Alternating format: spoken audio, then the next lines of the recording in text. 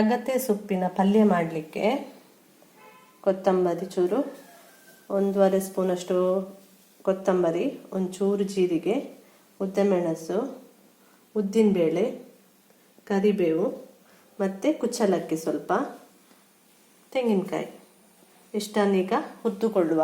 ನಾನಿಲ್ಲಿ ಮಣ್ಣಿನ ಪಾತ್ರೆ ಇಟ್ಟಿದ್ದೇನೆ, ಬಿಸಿ ಆಯಿತು. ಈಗ ಎಲ್ಲವನ್ನು ಹುರಿಯುವ.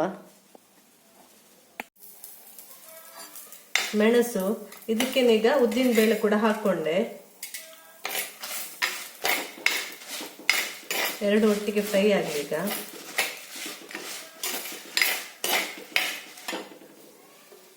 ಈಗ ಇದಕ್ಕೆ ಕೊತ್ತಂಬರಿ ಮತ್ತು ಜೀರಿಗೆ ಮತ್ತು ಕರಿಬೇವು ಎಲ್ಲವನ್ನು ಹಾಕ್ತಾ ಇದ್ದೇನೆ.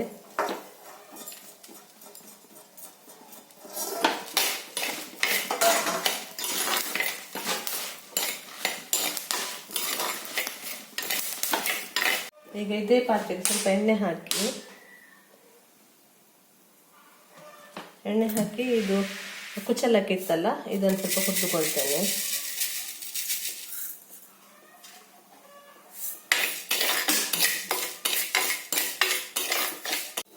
ನಾನು ಇನ್ನೊಂದು ಪಾತ್ರೆಯಲ್ಲಿ ಹಳಸಿನ ಬೀಜವನ್ನು ಬೇಯಲಿಕ್ಕೆ ಇಟ್ಟಿದ್ದೇನೆ.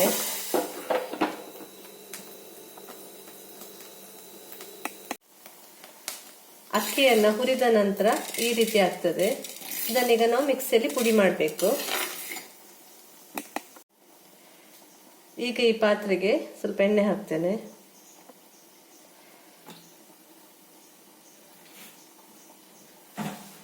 ಸಾಸಿವೆ,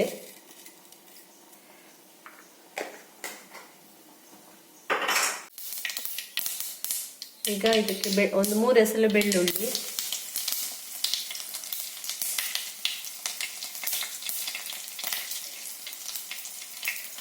ಕರಿಬೇವು, ನಂತರ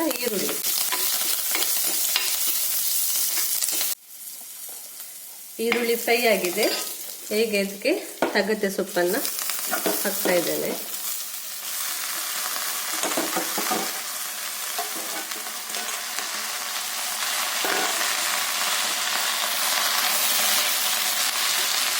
ಇದೀಗ ಸ್ವಲ್ಪ ಇದರಲ್ಲಿ ಬೇಯಲಿ.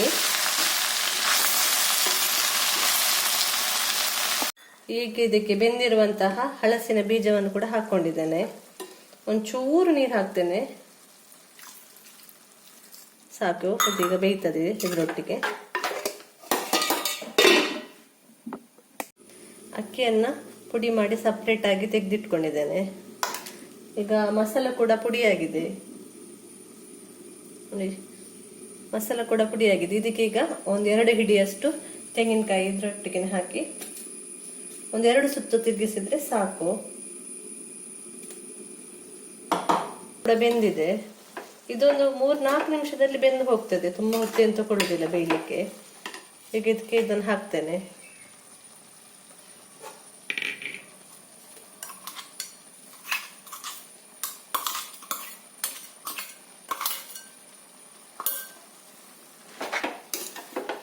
ಈಗ ಇದ್ರ ಜೊತೆ 1-2 ನಿಮಿಷ ಬೇಯಲಿ. ಇದಕ್ಕೆ ಸ್ವಲ್ಪ ಹುಳಿ ನೀರು ಹಾಕ್ತಾ ಇದ್ದೇನೆ ನಾನು. ಒಂಚೂರು ಅರಶಿನ, ರುಬ್ಬುವಾಗಲೇ ಹಾಕಬೇಕಿತ್ತು, ನನಗೆ ಮರ್ತೋಯ್ತು, ಅದಕ್ಕೆ ಈಗ ಹಾಕ್ತಾ ಇದ್ದೇನೆ. ಈಗ ನಾವು ಪುಡಿ ಮಾಡಿ ಇಟ್ಟುಕೊಂಡಿರುವಂತಹ ಅಕ್ಕಿ ಹುಡಿಯನ್ನು ಹಾಕ್ತೇನೆ. ಇಷ್ಟು ಕೂಡ ಹಾಕುದಿಲ್ಲ, 1-2 ಹಿಡಿಯಷ್ಟು ಹೀಗೆ ಹಾಕ್ತೇನೆ, ಸಾಕು. ಇದನ್ನೊಮ್ಮೆ ಈಗ ಸರಿಯಾಗಿ ಮಿಕ್ಸ್ ಮಾಡಿದ್ರೆ ಆಯ್ತು, ಪಲ್ಯ ರೆಡಿ ಆಯ್ತು.